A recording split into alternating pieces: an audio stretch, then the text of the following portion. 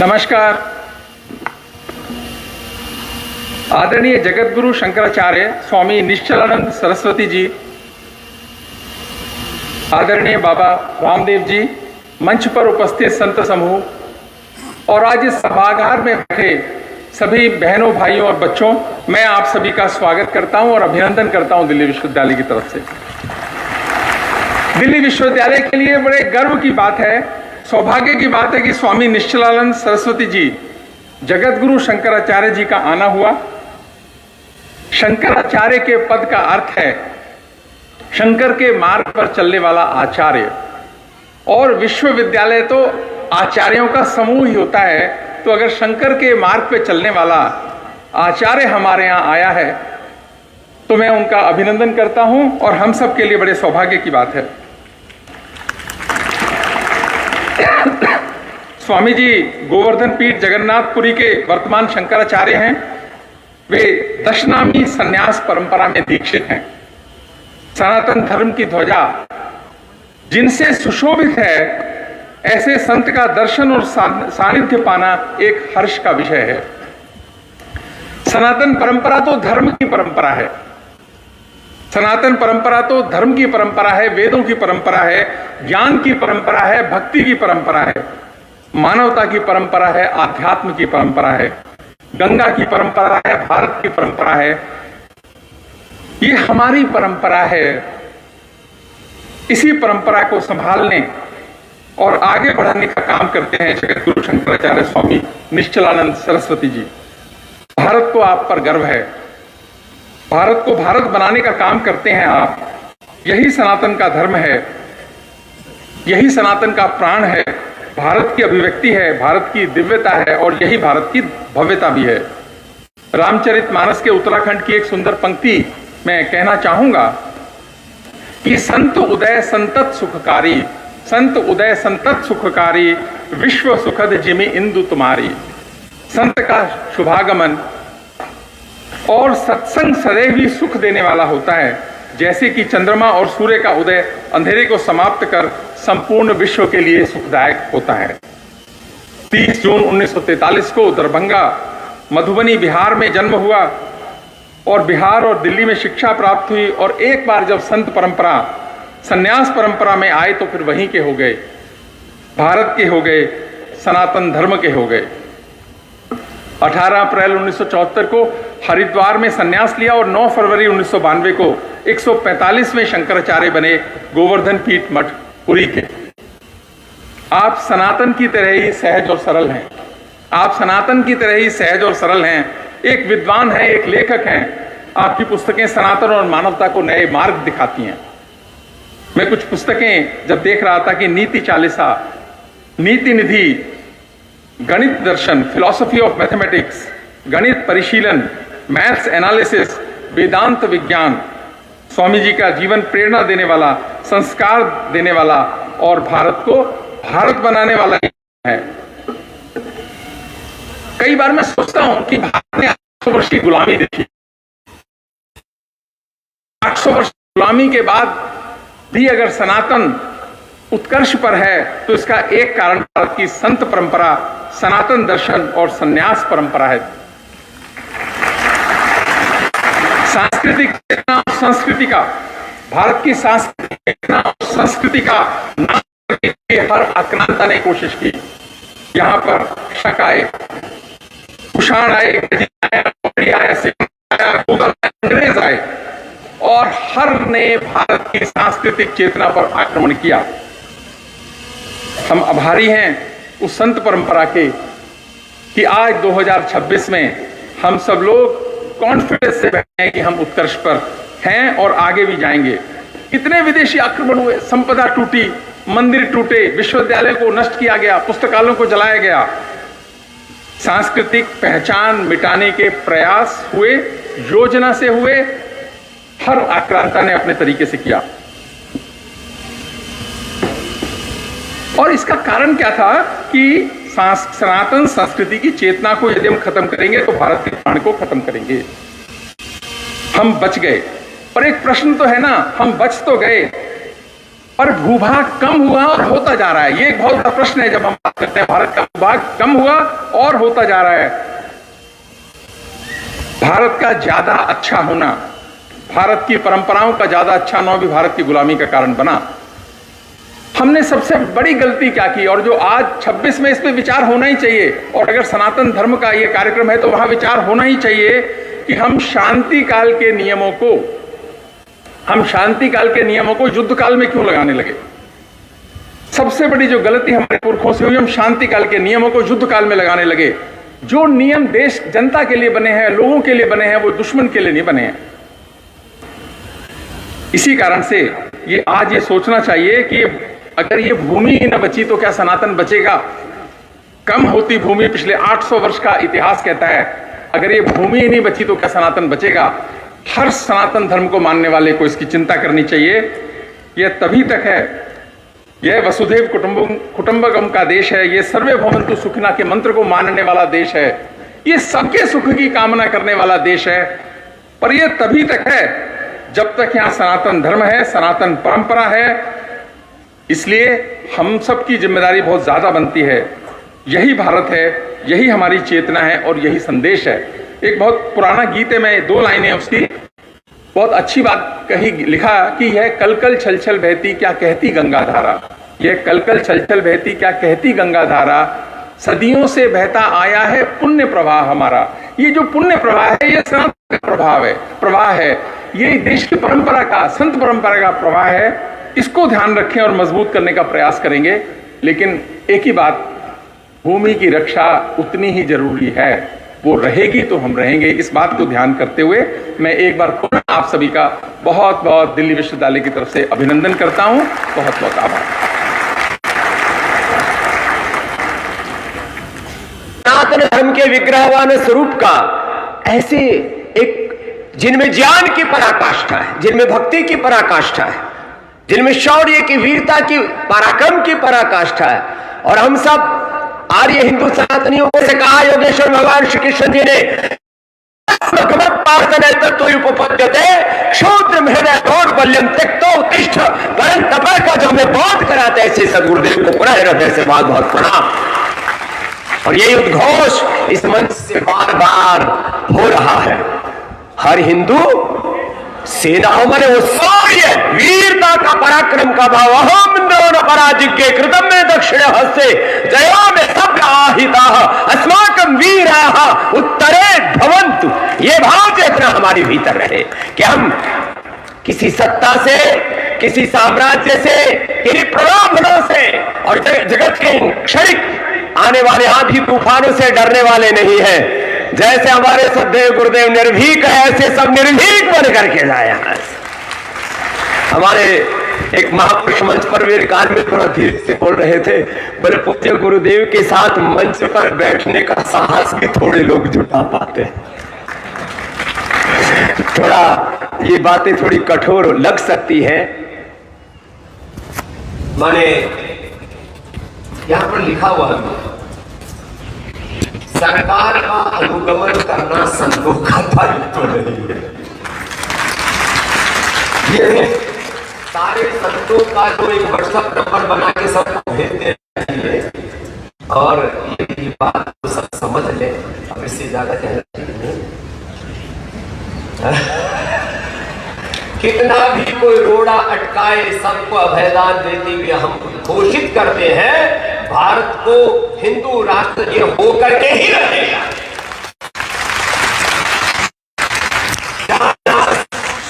चुनौती है,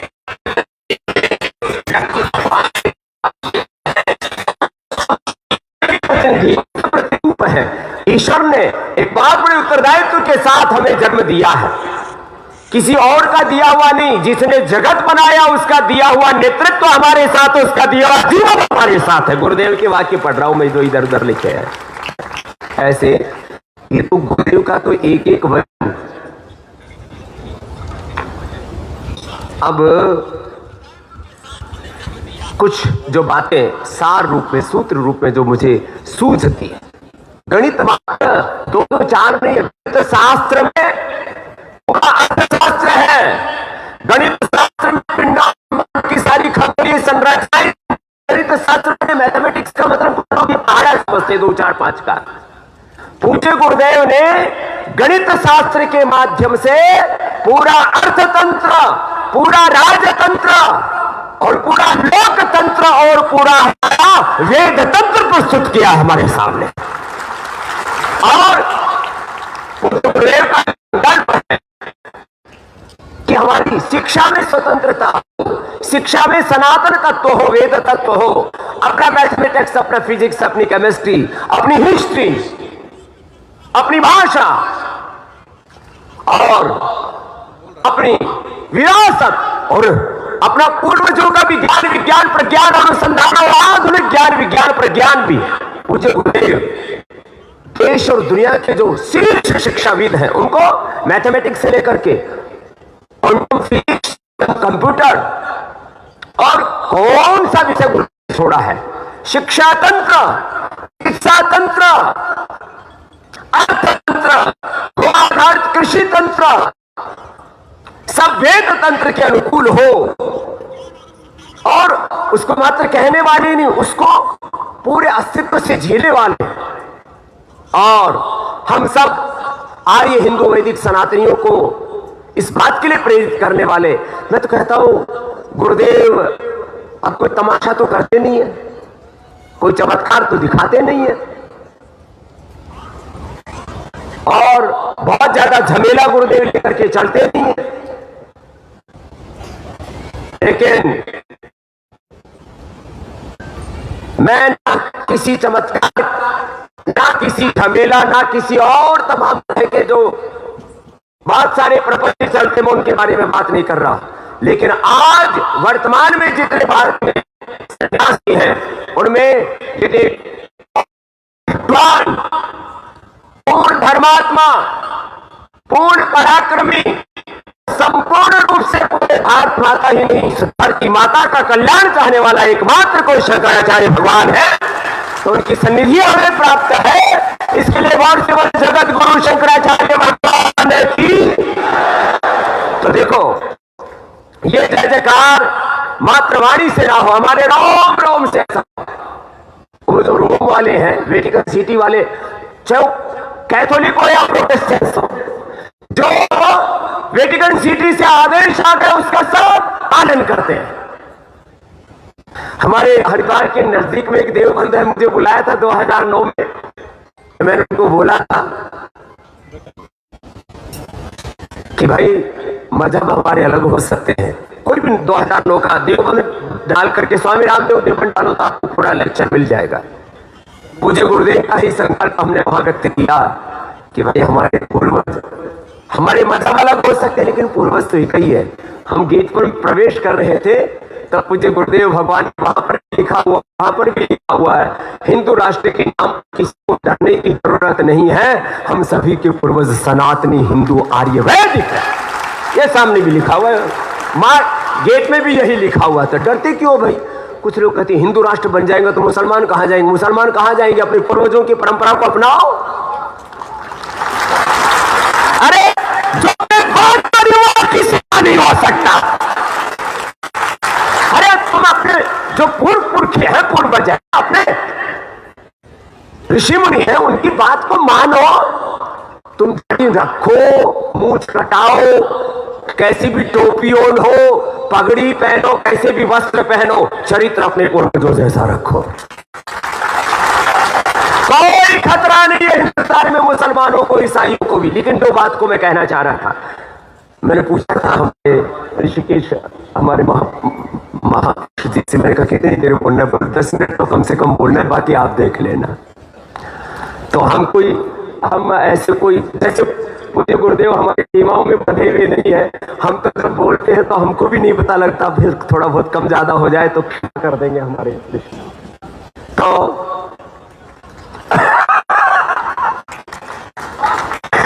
बात कहना चाह रहे भाई, जैसे कोई चाहे वो प्रोटेस्टेंट हो, उसमें भी बहुत 20-25 शाखाएं हो गई है, प्रोटेस्टेंट्स की भी, कैथोलिक्स की भी। लेकिन जो वेटिकन सिटी से आवाज आ गई उसको कहते हैं ये तो मानना है। जो मदीना और मैं कह रहा था देवबंद से भी जो फतवा जारी हो जाता, कहते ये तो हमारे कुरान हदीस का आदेश है, जो भी मुल्ला मौलाना मौलवी जो भी हो फतवा जारी करते हैं। अरे पूज्य गुरुदेव भगवान जो हमारे लिए कहते हैं वो हमारे लिए वेद वाक्य होना चाहिए, वो प्रमाण होना चाहिए।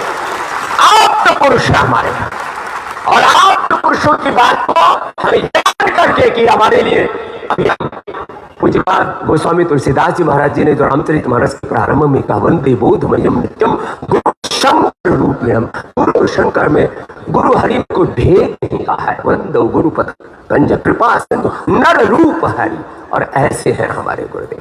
तो आज जो भी गुरुदेव का आदेश हो उसका अक्षरशः पालन करने प्रतिबद्धता के साथ यहां से प्रस्थान करना।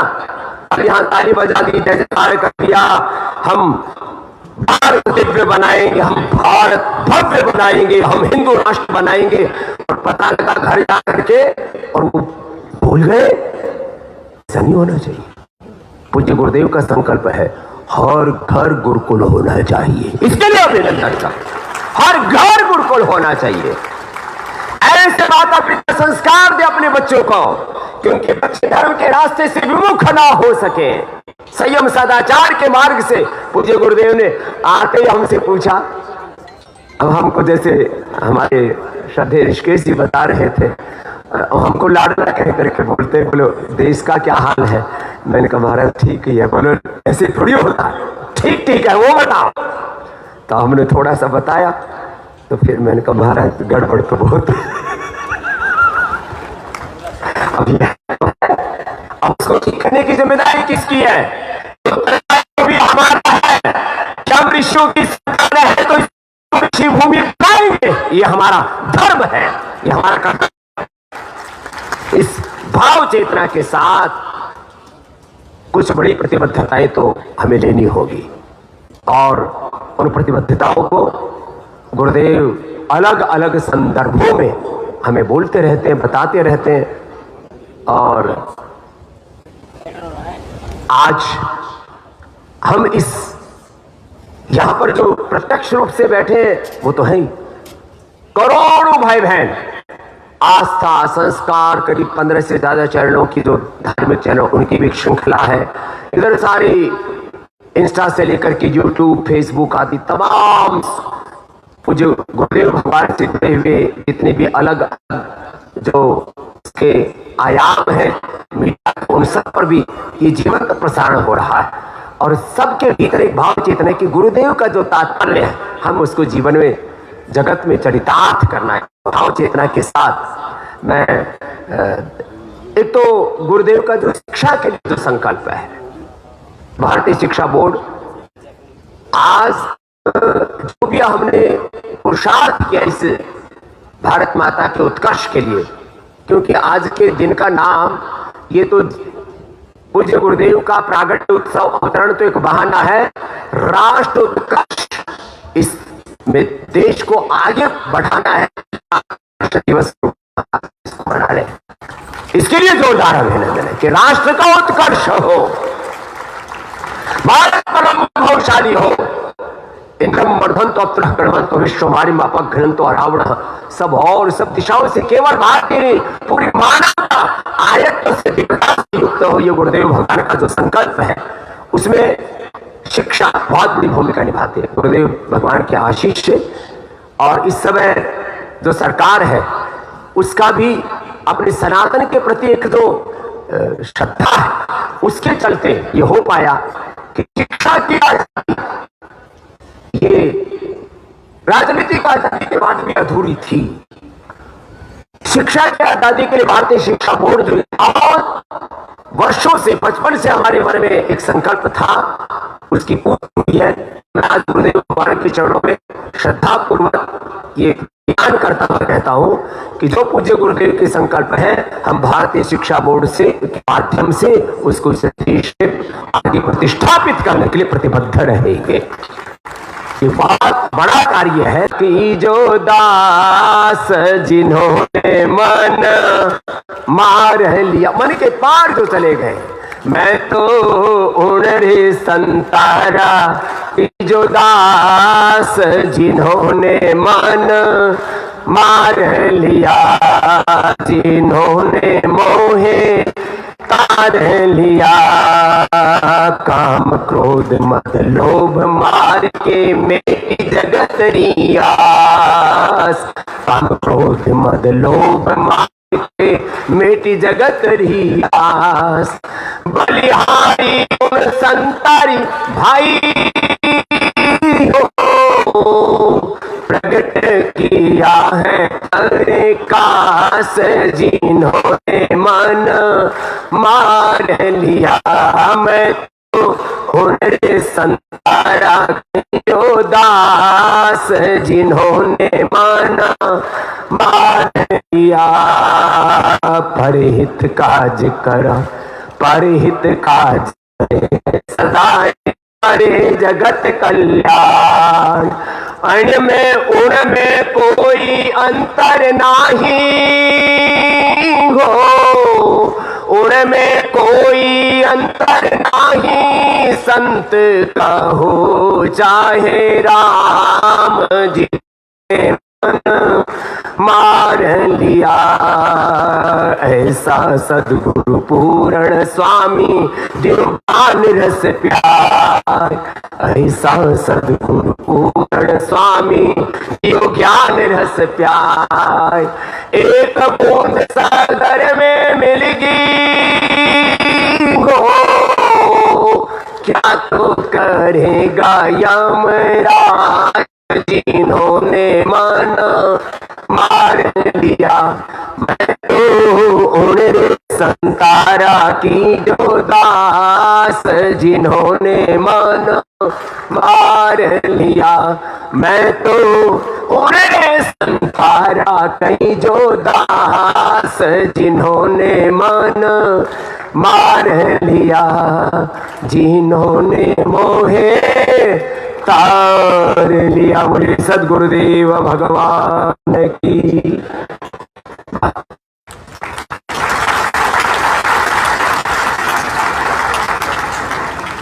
की राष्ट्रीय अध्यक्षा श्रीमती सीमा तिवारी जी से कि वे संगठन की दृष्टि से अत्यंत संक्षिप्त सूत्रात्मक शैली में अपने भावों को श्री चरणों में निवेदित करेंगी।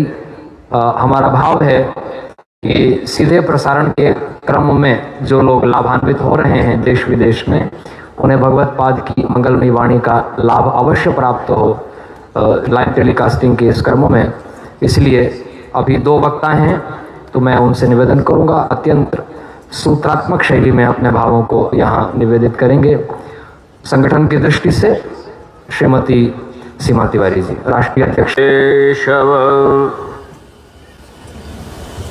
वासुदेव जगन्नाथ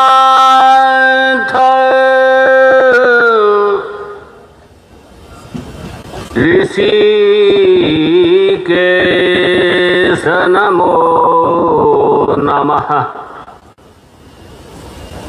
त्वय्यात्मन जगन्नाथ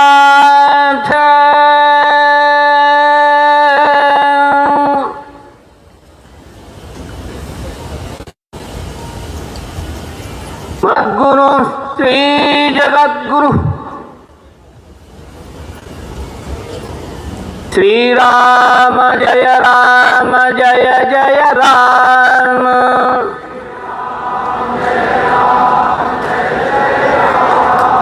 श्री राम जय जय राम।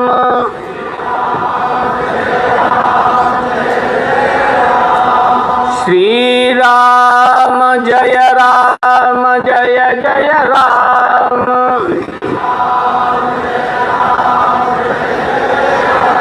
धर्म की अधर्म का, प्राणियों में विश्व का, गौ माता की गो हत्या, जगत गुरु शंकराचार्य भगवान की, धर्म सम्राट श्री स्वामी खरपात्री जी महाराज की, श्री जगन्नाथ महाप्रभु की, श्री सुभद्रा भगवती की, श्री बलभद्र महाप्रभु की।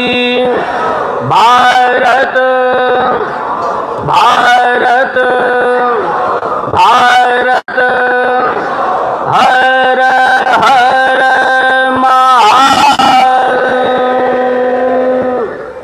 नमः संभवाय च मयो भवाय च नमः शंकराय च मयस्कराय च नमः शिवाय च शिवतराय च।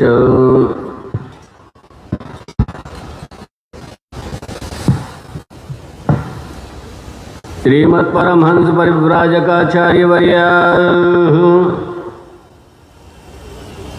पदवाक्य प्रमाण पारावार पारिणा यम नियमासन प्राणायाम प्रत्याहार धारणा ध्यान समाधि अष्टांग योगानुष्ठान निष्ठा तपश्चर्या चरण चक्रवर्तीन अनाद्य विच्छिन्न गुरु परंपरा प्राप्त वैदिक धर्म प्रचार परायणा निखिल निगमागम सार हृदया सर्वतंत्र स्वतंत्रा परापर विद्या विद्योदितान्तःकरणा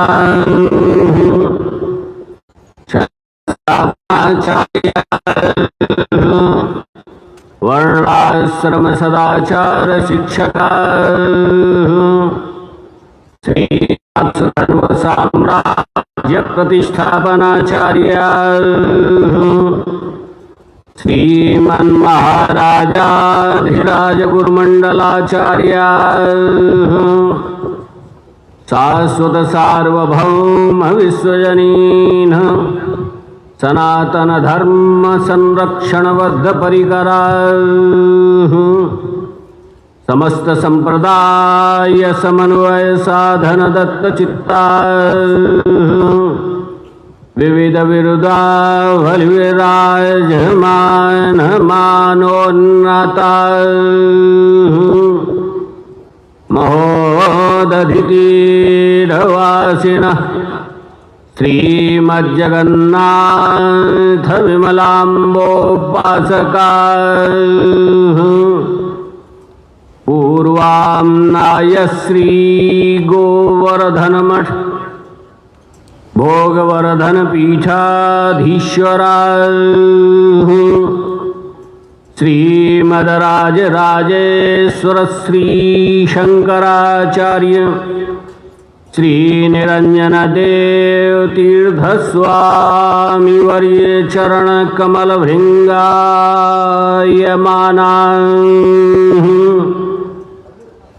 अनंत श्री विभूषित निश्चलानंद सरस्वती स्वामी वर्या विजयन्ते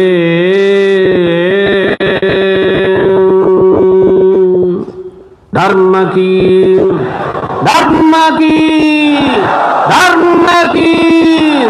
अधर्म का प्राणियों में विश्व का गौ माता की गो हत्या जगत गुरु शंकराचार्य भगवान की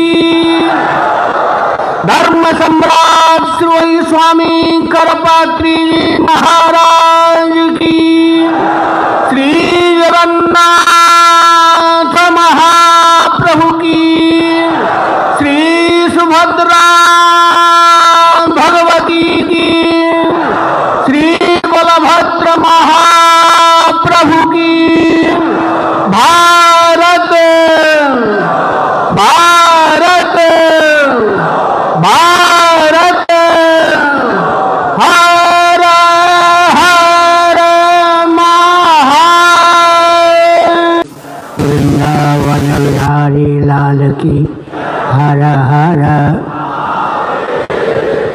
गोविंद जय जय गोपाल जय जय।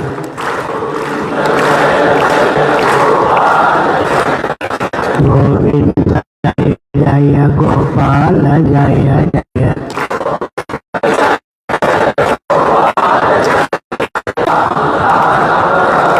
कृष्ण केशव कृष्ण केशव कृष्ण केशव पाहि राम।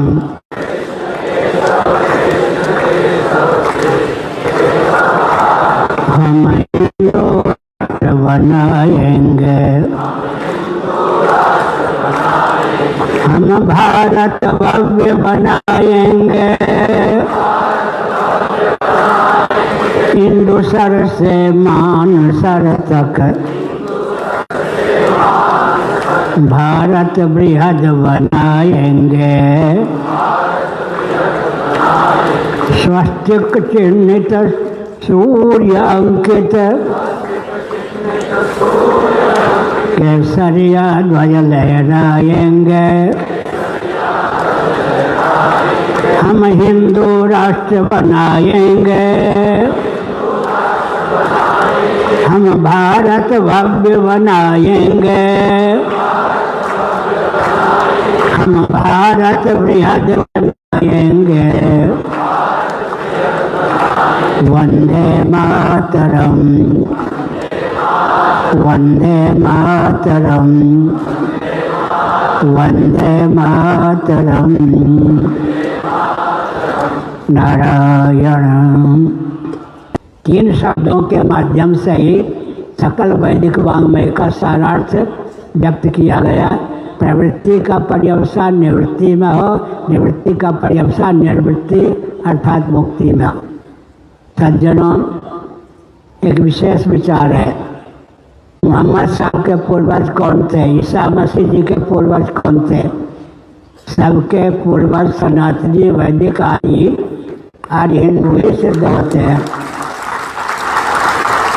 सबके पूर्वज सनातनी वैदिक आर्य हिंदू ही सिद्ध होते हैं।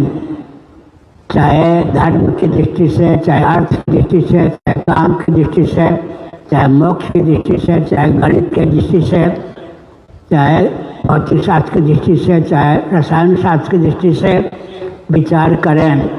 वैदिक वाङ्मय परिपुष्ट है। उसका आलम्बन लेने पर ही हो सकता है, पारलौकिक उत्कर्ष हो सकता है, सदा के लिए मुक्ति का मार्ग भी प्रशस्त हो सकता है। मुक्ति की परिभाषा दी गई श्रीमद् भागवत में। मुक्ति हेत्वान्यथा रूपम स्वरूपेण व्यवस्थिति। अनात्म वस्तुओं के अनुरूप आत्मान्यता का त्याग कर आत्मानुरूप आत्मस्थिति का नाम मुक्ति है। एक विचित्र बात है, किसी को कितना भी आनंद क्यों न प्राप्त हो, आनंद के 3 प्रभेद हैं, प्रिय, मोद और प्रमोद। प्रिय की अपेक्षा मोद उत्कृष्ट आनंद है, मोद की अपेक्षा प्रमोद उत्कृष्ट आनंद है। कितना भी आनंद क्यों न प्राप्त हो, गाढ़ी नींद प्राप्त न होने पर वह पागल हुए बिना नहीं रह सकता। क्यों नहीं रह सकता? जहाँ आनंद के हम भोक्ता बनते हैं वहाँ तृप्ति की प्राप्ति होती है। भोक्ता भोग और भोग्य हमारे जागृत में, हमारे स्वप्न में भोक्ता भोग्य और भोग की तृप्ति बनी रहती है।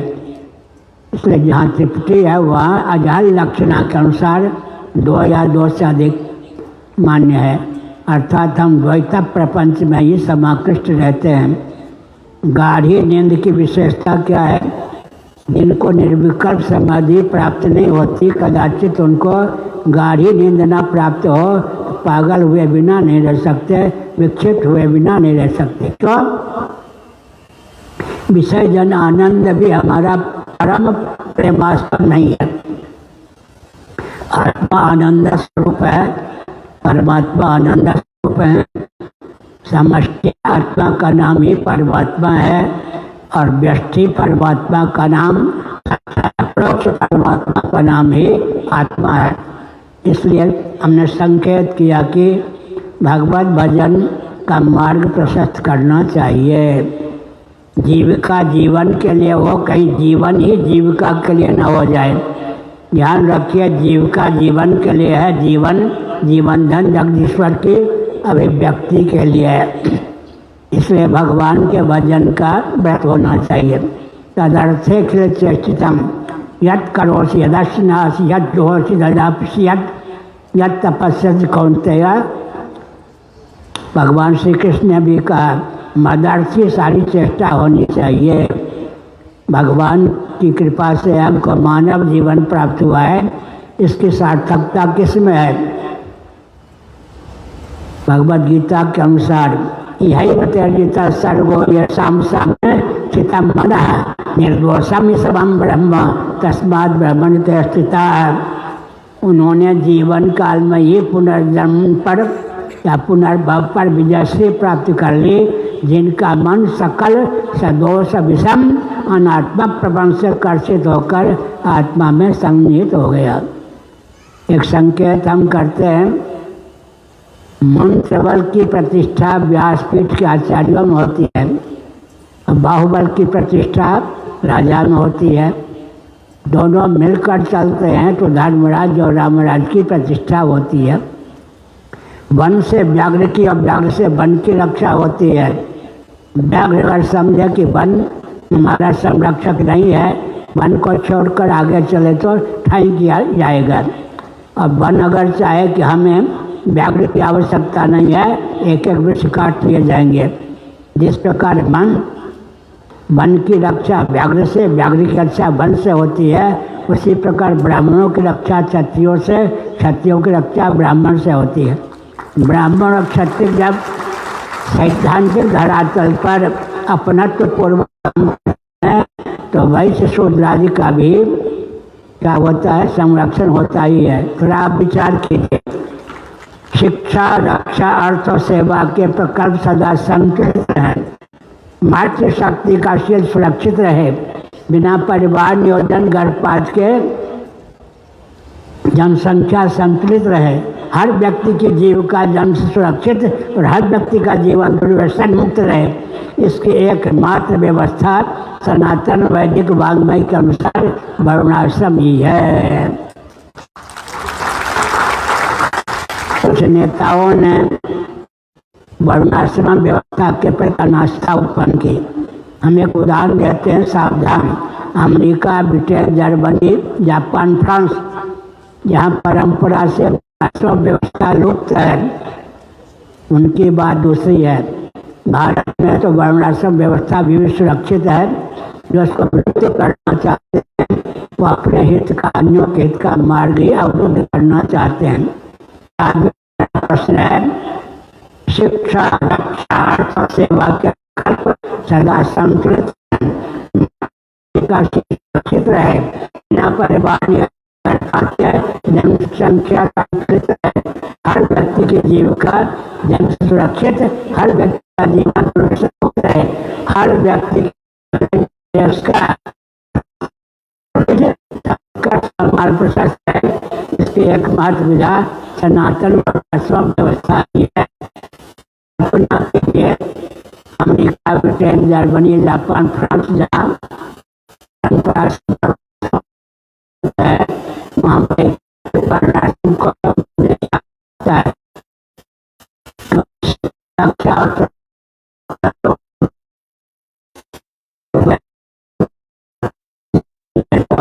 समय का अधिक उपयोग होगा, संपत्ति का अधिक उपयोग होगा, संस्कार पाँव को कितना भी प्रशिक्षण दे वह हाथ मुँह का काम नहीं कर सकता है। इसलिए समय का अधिक उपयोग, संपत्ति का अधिक उपयोग, संस्कार का आधार नहीं, संतुलन बिगड़ जाएगा। इसलिए इस रॉकेट, कंप्यूटर, एटम के मूल युग में भी सनातन वर्णाश्रम व्यवस्था की उपयोगिता सिद्ध है। हमारे पूज्य गुरुदेव सर्वभूतहृदय धर्म सम्राट स्वामी कृपात्री जी महाभाग ने हमको एकांत में बताया। क्या बताया? आपको तो मैं यहाँ बता रहा हूँ। उन्होंने कहा कि डटकर वर्णाश्रम व्यवस्था का प्रतिपादन करना। क्योंकि कलयुग के अंतिम चरण में ब्राह्मण कुल में कल्कि भगवान का अवतार होगा। जब कोई ब्राह्मण वंश होने से रहेगा तो कल्कि भगवान का ब्राह्मण कुल में अवतार होगा। दुई बनचर दुई बारी चर चारी ग्वाल तुलसी दशा सुबन को कर सके निहाल। दशा बता रहे हैं, बनचर हैं, दो बारी चर हैं, क्या हो गए? निसिंह भगवान हो गए या नहीं? और कौन हो गए? बराह भगवान। दो बारी चर मत्स्य और पूर्व, चार विप्र, चार ब्राह्मण हो गए दशावतार में। कौन हो गए? वामन जी, परशुराम जी, सनातन सिद्धांत के अनुसार बुद्ध जी भी, और आगे कल्कि भगवान। चार ब्राह्मण कुल में भगवान अवतार लेते हैं। कल्कि भगवान ब्राह्मण कुल में अवतार लेंगे। बुद्ध का अंतर है, गौतम बुद्ध अलग हैं, हमारे अवतार लेने वाले बुद्ध अलग हैं। हमारे अवतार लेने वाले बुद्ध जो है वो ब्राह्मण कुल में उत्पन्न हुए। गौतम बुद्ध नेपाल और भारत की तराई पर क्षत्रिय कुल में उत्पन्न हुए। हमारे बुद्ध अलग, उनके बुद्ध अलग। अमरकोश की रचना करने वाले बौद्ध थे, उन्होंने भगवान बुद्ध और गौतम बुद्ध के नाम को एक साथ रखा।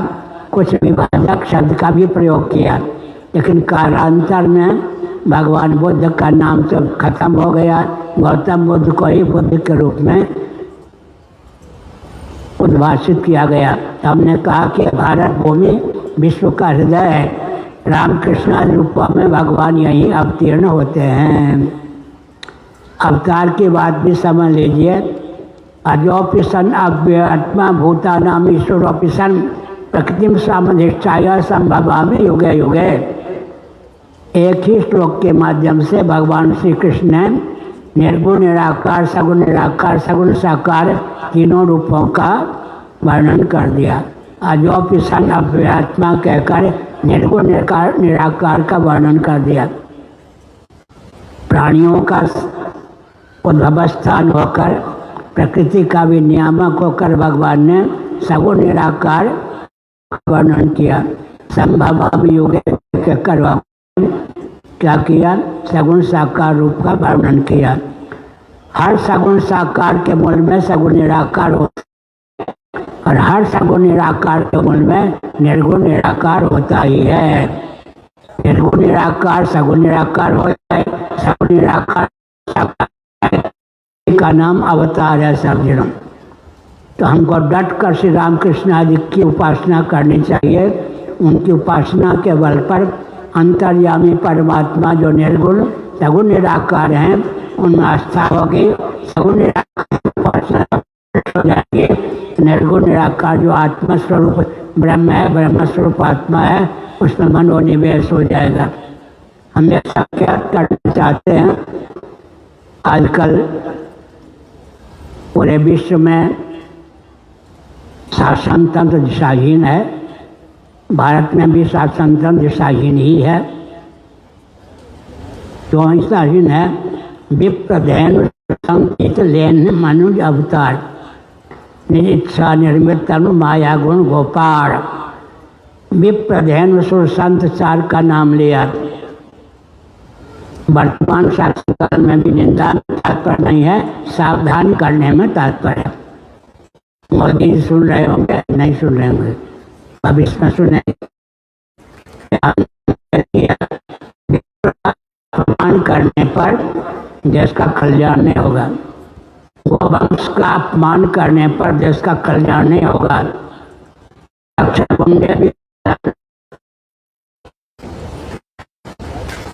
देवताओं का अपमान करने पर देश का कल्याण नहीं होगा। आस्तिकता के नाम पर नास्तिकता का परिचय नहीं देना चाहिए। गर्भगृह में प्रवेश करने का अधिकार जिनका है वही प्रवेश करें, और सच्चिदानंद स्वरूप सर्वेश्वर के सगुण साकार स्वरूप की प्रतिष्ठा करने का जिनको अधिकार है वही प्रतिष्ठा करें। विधि निषेध का पालन तो करना ही पड़ता है। अमेरिका में भी करना पड़ता है, राइट हैंड साइड है, और ऐसा निषेध ना हो। तो हमने संकेत किया, हम सन्यासी हैं, ब्राह्मण कुल में उत्पन्न हैं, दंडी स्वामी हैं, हमारे लिए भी विधि निषेध है, औरों के लिए विधि निषेध तो होगा ही। कल तक जो गृहस्थ था, मैं गृहस्थ नहीं था इस जन्म में, कल तक जो गृहस्थ था आज सन्यासी हो गया। कल तक अपनी पत्नी से बात कर सकता था, सैया पर सो सकता था, आज अगर अपनी पत्नी से बात करता है पतित माना जाता। ये विचित्र बात है। इसलिए हमने संकेत किया, शास्त्र सम्मत विधान का पालन करना चाहिए, लौकिक हो चाहे अलौकिक हो, पारमार्थिक हो, शास्त्र सम्मत हो, अलौकिक लौकिक दोनों प्रकार के संविधान का पालन करना चाहिए। तभी क्या होगा, शिक्षा, रक्षा, अर्थ और सेवा के प्रकल्प संतुलित रहेंगे, मातृशक्ति का सिर सुरक्षित रहेगा, बिना परिवार नियोजन गर्भपात की जनसंख्या संतुलित रहेगी, हर व्यक्ति के जीवन का जन्म सुरक्षित रहेगी, हर व्यक्ति का दूध निशेष का अर्थात का मार्ग प्रशस्त होगा। मैं एक संकेत करना चाहता हूँ, बुरा न मानो हो लिए।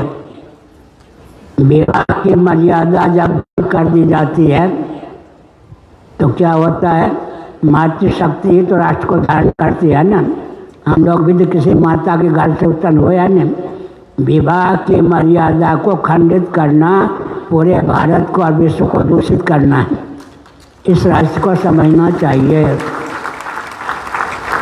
हमने संकेत किया, हम राष्ट्र के बारे में कहते हैं, क्या कहते हैं, ध्यानपूर्वक सुनिए। अभी हमने राजनीति की परिभाषा की, सुसंस्कृत, सुशिक्षित, सुरक्षित, संपन्न, सेवापरायण, स्वस्थ, सर्वतप्रद व्यक्ति और समाज की संरचना, अन्यों के हित का ध्यान रखते हुए हिंदुओं के अस्तित्व आदर्श की रक्षा, देश की सुरक्षा और अखंडता के लिए कटिबद्धता। हमने ब्राह्मण, क्षत्रिय, वैश्य, शूद्रों का नाम लिया, भी ने कहा सुसंस्कृत, सुशिक्षित, संकेत में ब्राह्मण का आ गया नाम, ब्राह्मण इंगित किए गए, सुरक्षित क्षत्रिय और संपन्न से वैश्य आ गए, सेवा से शूद्र आ गए। चारों की आवश्यकता है या नहीं? सुसंस्कृत, सुशिक्षित, सुरक्षित, संपन्न, सेवा परायण, सर्वतप्रद व्यक्ति और समाज की संरचना हमारा कर्तव्य है, दायित्व है। जो व्यक्ति सनातन संविधान को नहीं मानते हैं उनके यहाँ विसंगति वे बिना नहीं रहेगी। हमारा जो संविधान है शास्त्र सम्मत, राग द्वेष से विमुक्त है, न राग है न द्वेष है। इसलिए हमारे संविधान को मानने पर ही विश्व का कल्याण हो सकता है, अन्यथा शिक्षा, रक्षा और सेवा के प्रकल्प संतुलित नहीं रहेंगे। स्मृति के प्रति अनास्था उत्पन्न कर देगा,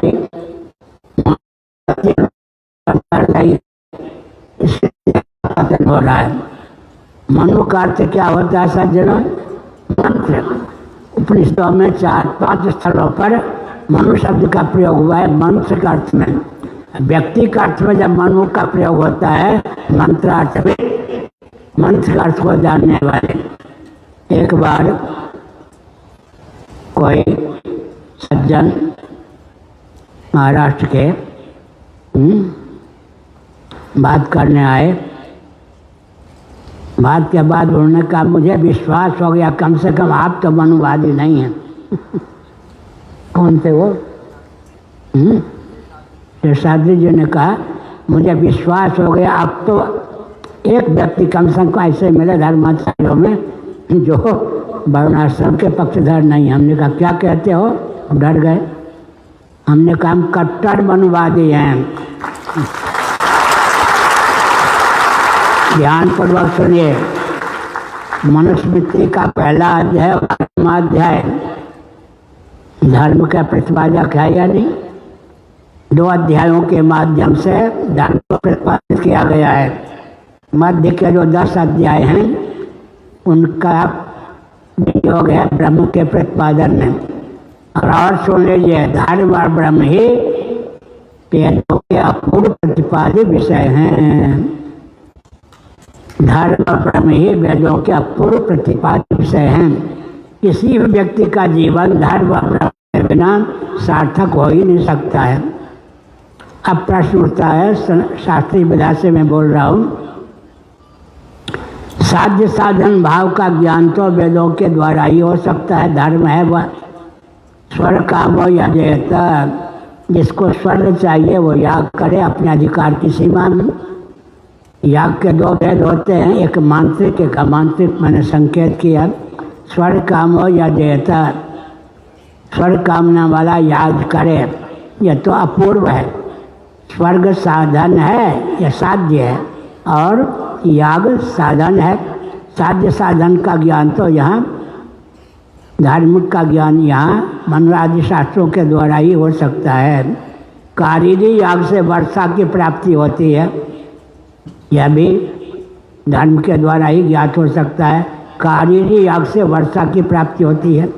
पुत्रेष्टि याग से पुत्र रत्न की प्राप्ति होती है। कहा जा सकता है कि धर्म तो भव्य है, भाव्य है, अनुष्ठेय है, लेकिन ब्रह्म तो पृथ्वी आदि के समान सिद्ध तत्व है। ब्रह्म का बोध क्यों आप वेदांत शास्त्रों के द्वारा ही मानते हैं। सावधान होकर सुने। देश काल को लेकर, क्रिया को लेकर, संबंध को लेकर, रूढ़ि को लेकर अविद्या वृत्ति से शब्दों की प्रवृत्ति होती है। देश को लेकर, काल को लेकर, इसी प्रकार से संबंध को लेकर, रूढ़ि को लेकर शब्दों की प्रवृत्ति होती है। श्याम लाल की श्यामा गाय श्याम सुंदर के खेत में सुबह से हरी हरी घास चल रही है। इस वाक्य में देश को लेकर, काल को लेकर, संबंध को लेकर इसी प्रकार से समझ लेना चाहिए कि रूढ़ि को लेकर शब्दों की प्रवृत्ति हुई है। ब्रह्म तो सिद्ध पदार्थ है, उसके प्रतिपादन में वेदांत शास्त्र क्यों प्रमाण है। तो हमने कहा कि अविद्या वृत्ति से घटपट आदि को हम जान सकते हैं, लेकिन ब्रह्म को जानने के लिए तत्पद और संपद के लक्षणा की आवश्यकता है।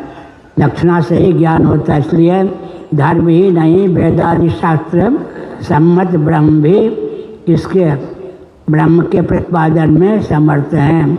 वेदादि शास्त्रों का प्रमाण क्यों मान्य है। धर्म व ब्रह्म ही उसके प्रतिपादन ये विषय है। एक विचित्र बात है यह कि धर्म व ब्रह्म से विहीन जीवन, ब्रह्म को ही भगवान कहते हैं। वदन्ति तत्तत्त्वविदस्तव तत्त्वं यद् ज्ञानमद्वयं ब्रह्मेति परमात्मेति भगवान इति शब्दते। भगवान इति शब्दते श्रीमद् भागवत के प्रथम स्कंद के दूसरे अध्याय का वचन है। हमने संकेत किया कि ब्रह्म का ज्ञान भी वेदांत शास्त्रों के द्वारा ही हो सकता है। अद्वय बोध का नाम ही ब्रह्म है, उसका ज्ञान भी तीन लोग से मथुरा नारी के समान देश को लेकर, काल को लेकर, संबंध को लेकर, रूढ़ि आदि को लेकर हो नहीं सकता है। इसलिए हमने संकेत किया। मनुस्मृति के प्रथम और अंतिम अध्याय में ब्रह्म का प्रतिपादन किया गया है। मध्य के 10 अध्यायों में धर्म का प्रतिपादन किया गया है। जिसके जीवन में धर्म निष्ठा नहीं, भगवत भक्ति रूपा ब्रह्म निष्ठा नहीं, उसका जीवन सार्थक हो ही नहीं सकता है। इसलिए पहले हमने संकेत किया, जीविका जीवन के लिए है, जीवन जीविका के लिए नहीं है। जीवन है जीवन धन जगदीश्वर की अभिव्यक्ति के लिए। भौतिकवादी किसको कहते हैं। जीविका जीवन के लिए है, जीवन जीविका के लिए है। ऐसी मान्यता जिनकी है उन्हीं को भौतिकवादी कहते हैं।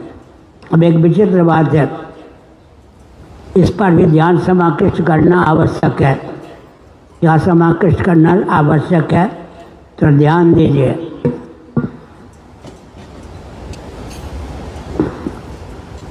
स्वप्नावस्था में हमको आपको सिद्धि की प्राप्ति होती है नहीं। कर्मेंद्रियां सो जाए, ज्ञानेंद्रियां सो जाए, अंतःकरण या मन अर्धनिद्रित हो जाए, वासना की प्रगल्भता से अर्धनिद्रित मन ही ग्राह्य ग्राहक के रूप में समुल्लसित हो, उसका नाम स्वप्नावस्था है। स्वप्नावस्था की सिद्धि को जो जागृत उतार लेता है वह रामदेव हो जाता है। इसका मतलब सिद्धों का सिद्ध हो जाता है। स्वप्नावस्था की सिद्धि क्या है? कर्मेंद्रियां सो जाएं, ज्ञानेंद्रियां सो जाए, मन भी अर्धनिद्रित हो जाए। अर्धनिद्रित मनोयोग से आत्म तत्व स्वयं ही पृथ्वी, पानी, प्रकाश, पवन, आकाश, स्थावर जंगम प्राणियों के रूप में अभिव्यक्त होता है। स्वप्नावस्था की सिद्धि को जो अपने जीवन में उतार लेते हैं जागृत में, वो सिद्धों के सिद्ध, मस्तों के मस्त, औलियाओं के औलिया, फकीरों के फकीर, अवधूत के अवधूत कहे जाते हैं। सुषुप्ति अवस्था की क्या दिव्यता है? अहमिच प्रसुप्ते श्रीमद् भागवत। अहम जब सो जाता है तो सुषुप्ति गाढ़ी नींद की प्राप्ति होती है। द्वंद्व और दुख की प्राप्ति और व्याप्ति अहम को लेकर ही है। सर्दी, गर्मी, भोग, पिरास इत्यादि द्वंद्व हैं। दैहिक, दैविक, भौतिक ताप दुख हैं। द्वंद्व और दुखों की प्राप्ति और व्याप्ति अहमिति को लेकर है। अहम जब सो जाता है किसी प्रकार के द्वंद्व और दुख की प्राप्ति नहीं होती है। लेकिन द्वंद्वों का अधिकरण अज्ञान तो सुषुप्ति में बना रहता है। सुखानुभूति भी सुषुप्ति में होती है। जगने पर सुख महमस्वापसम न किंचित अवेदिशम मामप्य हम न ज्ञासिसम, इस प्रकार का स्मरण होता है। मैं सुखपूर्वक सोया, मैंने स्वयं को भी नहीं जाना, मैंने कुछ भी नहीं जाना। इस प्रकार से सुषुप्ति में जो आनंद मिलता है उसका कारण है अहम का सो जाना। द्वंद्व और दुखों से के चपेट से हम सुषुप्ति या गाढ़ी नींद में एक हो जाते हैं। अब कह सकते हैं जब हम सो गया तो स्मरण या परामर्श कैसे होता है? सुखमस्वापसम न किंचित अवेदिशम, ये सब मामप्य हम न ज्ञासिसम। हम की विद्यावस्था अज्ञान है। अयम और हम सुषुप्ति में हमारा आपका मन अविद्या भावापन्न हो जाता है, विद्या से तादात्म्यपन्न हो जाता है या विद्या में विलीन हो जाता है। जगने पर उसका स्मरण भी हमको इसलिए होता है, अविद्या में विलीन मन स्मरण करता है मैं सुखपूर्वक सोया, मैंने कुछ भी नहीं जाना। तो सुप्ति की सिद्धि हो गई। समाधि की सिद्धि क्या है? रामदेव बाबा सुन ही रहे। 11 वर्ष का कोई किशोर, हमारे पूज्य गुरुदेव ने एकांत में बताया, क्या कहा? सावधान, आगे योग की चर्चा बहुत होगी, लेकिन योग का रहस्य मैं बताता हूँ। उन्होंने क्या बताया? 12 साल का किशोर और 12 वर्षों के निर्विकल्प समाधि प्राप्त कर ले तो 12 वर्षों की निर्विकल्प समाधि की अवस्था में भी एक क्षण की आयु की वृद्धि नहीं होगी।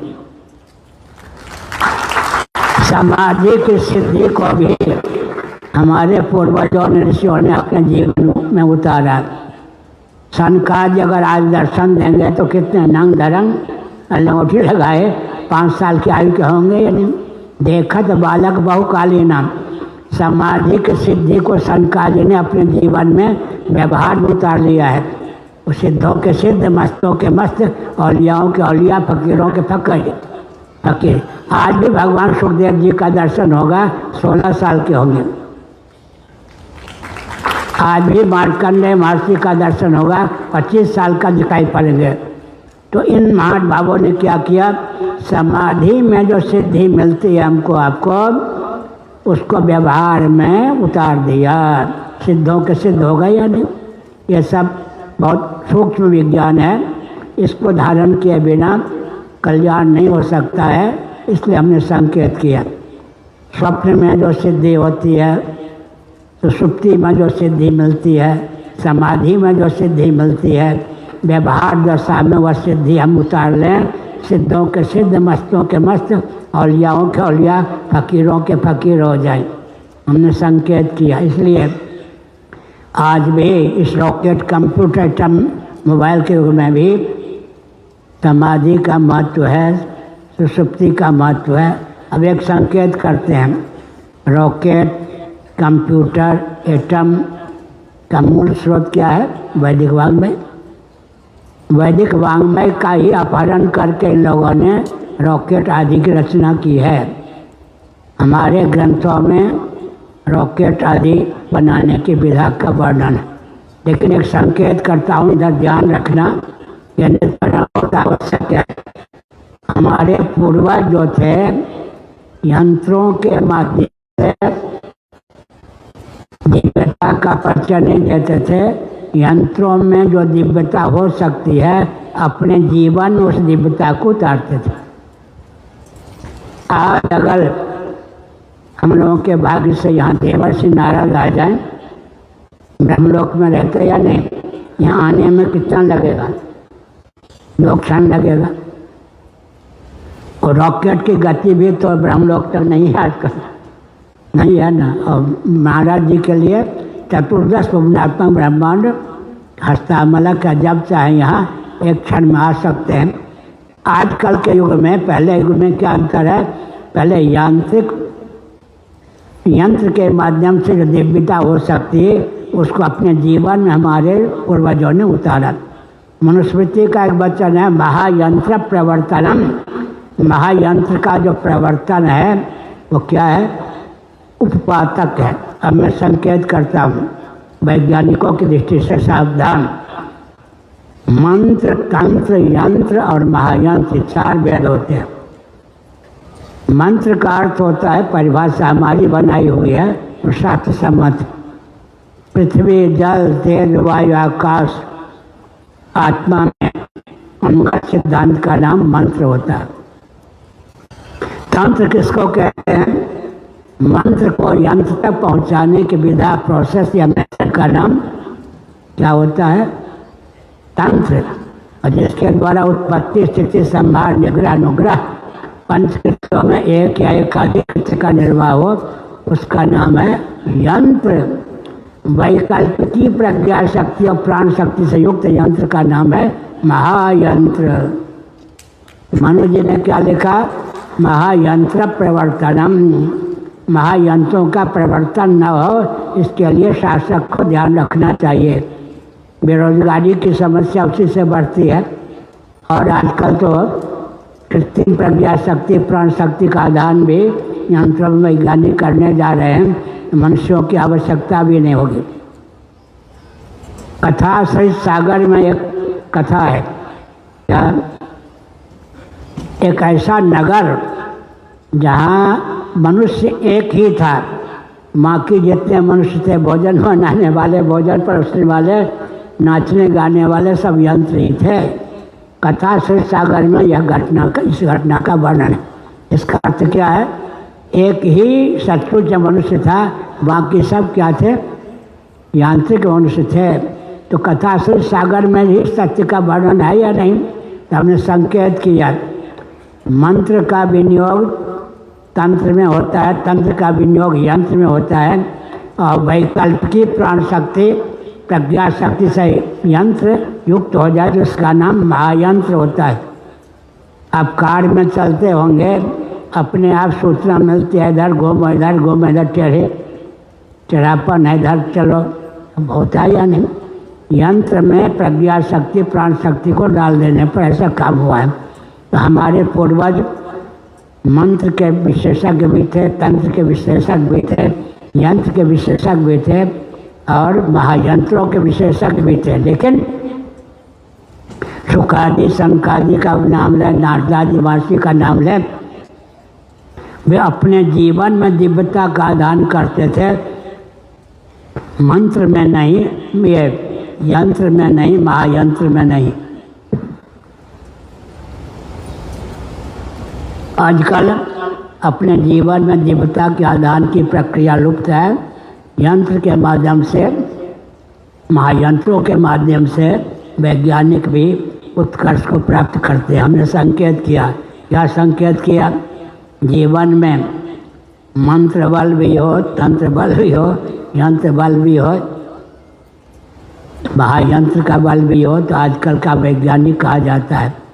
लेकिन हम एक संकेत करना चाहते हैं, विज्ञान का मूल क्या है। आजकल के वैज्ञानिक कहाँ तक पहुँचे हैं? Matter is nothing but energy. वस्तु के मूल में शक्ति है। हमारा विज्ञान matter is nothing but energy, energy is nothing but soul, soul is the super source of energy. वस्तु के मूल में शक्ति है, शक्ति का उद्गम स्थान आत्म तत्व है, परमात्मा तत्व है। आत्मा तो हम लोग हैं ही, परमात्मा स्वरूप है। हमने अभी बताया समष्टि आत्मा का नाम ही परमात्मा है, साक्षात अप्रोक्ष व्यष्टि हम, परमात्मा का नाम ही आत्मा है।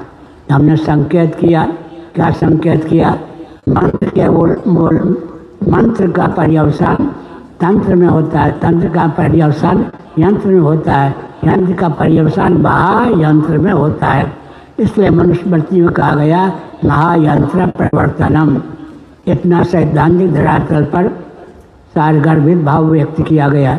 अब आप लोग क्या करें, 24 घंटे में कम से कम 1.25 घंटे भजन का बल त्वरित करें।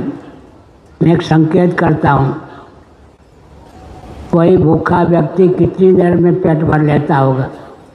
रामदेव बाबा बताएंगे, श्री रामदेव बाबा, 8 घंटे में। कोई भूखा व्यक्ति 8 घंटे में पेट भर लेता है। भोजन की यह चमत्कृति है।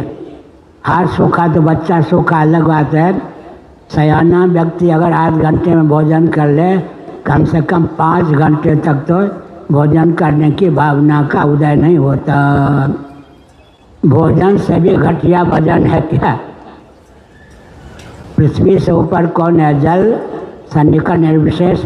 जल से ऊपर है अग्नि, अग्नि से ऊपर है वायु, वायु से ऊपर कौन है? आकाश, आकाश से ऊपर कौन है? अव्यक्त, अव्यक्त से ऊपर कौन है? आत्म तत्व। इसने संकेत किया आत्म तत्व सबसे ऊपर है, उत्कृष्ट है। आत्म तत्व का स्मरण करेंगे तो क्या होगा? सकल अनात्मा प्रबंध से हम उपरत हो जाएंगे। तभी संकेत किया भोजन का जितना महत्व है उसकी अपेक्षा जल का महत्व है या नहीं? जल का जितना महत्व है उसकी अपेक्षा अग्नि या तेज का महत्व है या नहीं? तेज का जितना महत्व है उसकी अपेक्षा वायु का अधिक महत्व है या नहीं? वायु का जितना महत्व है उसकी अपेक्षा आकाश का महत्व है या नहीं? आकाश का जितना महत्व है उसकी अपेक्षा अव्यक्त का अधिक महत्व है या नहीं? अव्यक्त का जितना महत्व है उसकी अपेक्षा अव्यक्त जिसकी शक्ति है परमात्मा का वर्णन है या नहीं? अब आप कह सकते हैं 2 तत्व को क्यों छोड़ दिया? अहम तत्व, महतत्व। गीता के 13वें अध्याय का ध्यान रखें। महाभूतान्यहंकारो बुद्धिर अव्यक्तमेव च इंद्रियाणि दशे कम च पंचचंद्रिय गोचरा। अष्ट प्रकृति, अष्टधा प्रकृति, 14 विकृति का वर्णन भगवान ने कर दिया। एक विचित्र बात है, गणित की दृष्टि से, कृषि विज्ञान की दृष्टि से 2-3 मिनट में हम भाव व्यक्त करता हूँ, सावधान। गणित में क्या होता है? 0 अवरोह क्रम से 1, 2, 3, 4, 5। कृषि विज्ञान में निर्विशेष के बाद में बीजावस्था को लेते हैं। बीजावस्था अव्यक्त, उसके बाद क्या होगा? तभी हमने बताया क्या होगा? आकाश, वायु, तेज, जल, पृथ्वी। अब यह है बीच में महतत्व, हम तत्व क्यों आ गया? हम तत्व, महतत्व, इस पर विचार करना आवश्यक है। कृषि विज्ञान की दृष्टि से हमने कहा अव्यक्त का उल्लेख उचित है क्योंकि बीजावस्था हुआ है, और बीजावस्था पर अव्यक्त है, वो जिसकी शक्ति है वही परमात्मा तत्व है। पृथ्वी, जल, तेज, वायु, आकाश और आत्म तत्व। अब थोड़ा विचार कीजिए, जब हम बोलते हैं उसका नाम है वैखरी। अकुह विसर्जनिया नाम कंठा इच्छा नाम ताल विसर्जा नाम मूर्धा। नाभि और हृदय को मिला लें तो 10 संस्थान हो गए। 10 संस्थानों के योग से हम वैखरी वाक्य को अभिव्यक्त करते हैं। मनोगत जो वाक्य है उसी का नाम मध्यमा है। मनोराज्य इत्यादि में उसकी अभिव्यक्ति होती है। बुद्धिगत जो वाक्य है उसी का नाम पश्यंती है। उपनिषदों में पश्यंती वाक्य की निरुक्ति दी गई है। योगी जिस वाक्य से देखते हैं उसका नाम पश्यंती है। अब कोई कह सकता है वाक्य से कहीं देखा जाता है, लेकिन पश्यंती नाम का अर्थ क्या होगा जी? योगी जिस वाक्य से देखते हैं उसी का नाम पश्यंती है। भरद्वाज मुनि वसई प्रयागा करतलगत आमलक समान, तीनों लोगों का ज्ञान सर्वज्ञ। सामने से भरद्वाज मुनि वसई प्रयागा देखे 3 काल ज्ञान। हमने संकेत किया ऐसी सिद्धि हमारे जीवन में आवे। ध्यान पूर्वक सुनिए। मिट्टी पृथ्वी का अंश है, उसके द्वारा घट बनता है, घड़ा बनता है। घड़े का उपादान कारण कौन है? और कुम्हार जो है कुंभकार बनाने वाला मेकर और मेटर। लेकिन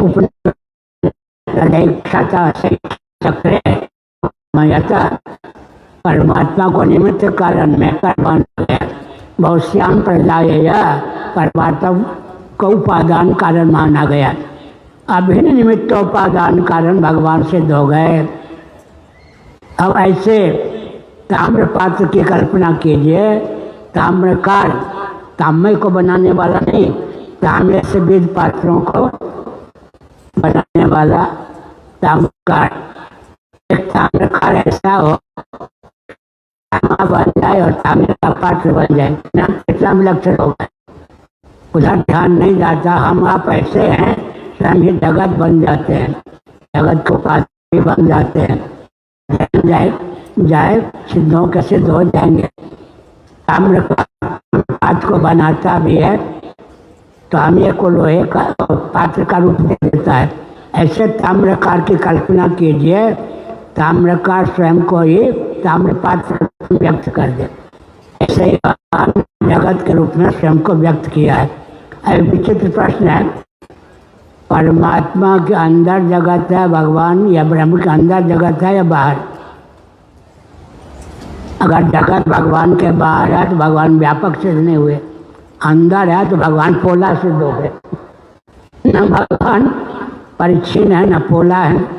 इसलिए जगदीश्वर ही जगदाकार परिलक्षित हो रहे हैं। हो गया समझ? अच्छा, ये करे समय हो गया शरीर छोड़ने का या दफ्तर बंद करने?